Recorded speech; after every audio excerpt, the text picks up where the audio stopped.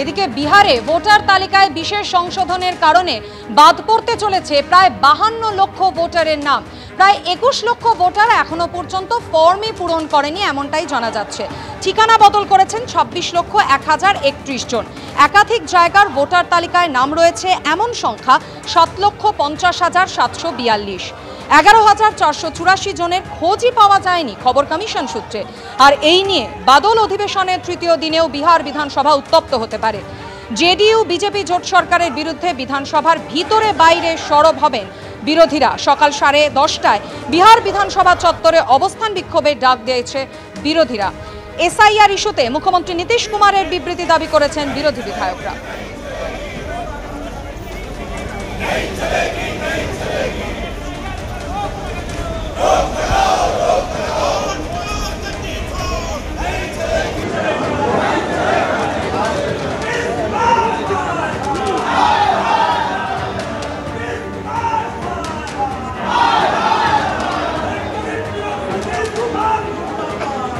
এদিকে বাঙালি হেনস্থা ইস্যুতে আরো চড়ল রাজনীতির পারদ।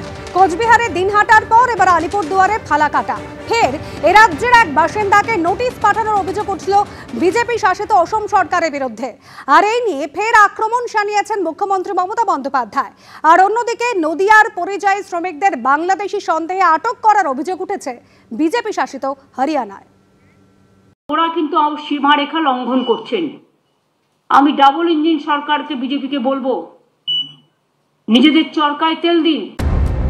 সোমবার 21-এর মঞ্চ থেকে চড়া সুরে আক্রমণ শানানোর পর ফের বাঙালি হেনস্থার অভিযোগে সরব হলেন মমতা বন্দ্যোপাধ্যায়। এবার আলিপুরদুয়ারের ফালাকাটার এক বাসিন্দাকে অসম থেকে চিঠি পাঠানো হয়েছে বলে অভিযোগ। দেখুন, কালকেও আলিপুরদুয়ারের একজনের কাছে, এও তপশিলি সম্ভবত, অঞ্জলিশীল নিত্যশীল স্বামী, ফালাকাটা, কিন্তু চিঠিটা গেছে কুচবিহারে, আলিপুরদুয়ারে। এবং 19 আর 25 তারিখে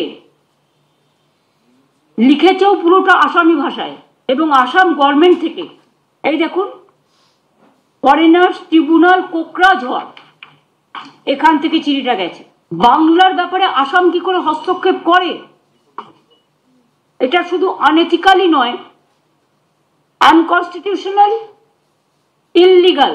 ওই ক্ষেত্রে দেখতে হবে আসামের সাথে ওই পরিবারের কোনো কানেকশন আছে কিনা, ওই পরিবার আগে আসামে ছিল কিনা। অর্ধ সত্য নিয়ে চিৎকার করলে তো হবে না। অতএব বিষয়টিকে যদি সত্যিকারে স্পষ্টীকরণ চাইতো তো রাজ্য সরকার এই বিষয়ে তদানীন্তন সরকারের সাথে কথাবার্তা বলতো, সেখানকার থেকে চিঠি চালাচালি করলেই বিষয়টা স্পষ্ট বেরিয়ে আসবে। এরই মধ্যে বিজেপি শাসিত হরিয়ানায় বাংলা ভাষায় কথা বলায় বাংলাদেশি সন্দেহে নদিয়ার 25-30 জনকে আটকের অভিযোগ উঠেছে। এদের বেশিরভাগই পলাশিপাড়া, নাকাশিপাড়া, তেহট্ট থেকে যাওয়া পরিযায়ী শ্রমিক। আমার বাবাকে বাংলাদেশি বলে ওরা তুলে নিয়ে গিয়েছে। আমার আব্বা ইন্ডিয়ার ছেলে, ওখানে খাটতে গিয়েছে হরিয়ানাতে। আব্বার কাছে প্রমাণপত্র বলতে আব্বার ভোটের ছবি ছিল, তারপরে আধার কার্ড ছিল, মোবাইল ছিল। ডকুমেন্টস থাকার সত্ত্বেও বলছে দাদুর তিন পুরুষের দলিল লাগবে। কালকে এসে আমার দাদা সহ আরো প্রায় 20 জনকে ওখান থেকে তুলে নিয়ে যায় শুধুমাত্র বাংলা ভাষা বলার কারণে। হরিয়ানায় আটক আত্মীয় পরিজনদের ছাড়িয়ে আনতে দলিল নিয়ে স্থানীয় থানার দ্বারস্থ হয়েছে নদিয়ার এইসব পরিযায়ী শ্রমিকদের পরিবার। বাংলাদেশ সাসপেক্ট করে আজকে আবার একটা চিঠি এসেছে হরিয়ানার গুরগাঁও থেকে, ডাবল ইঞ্জিন সরকার।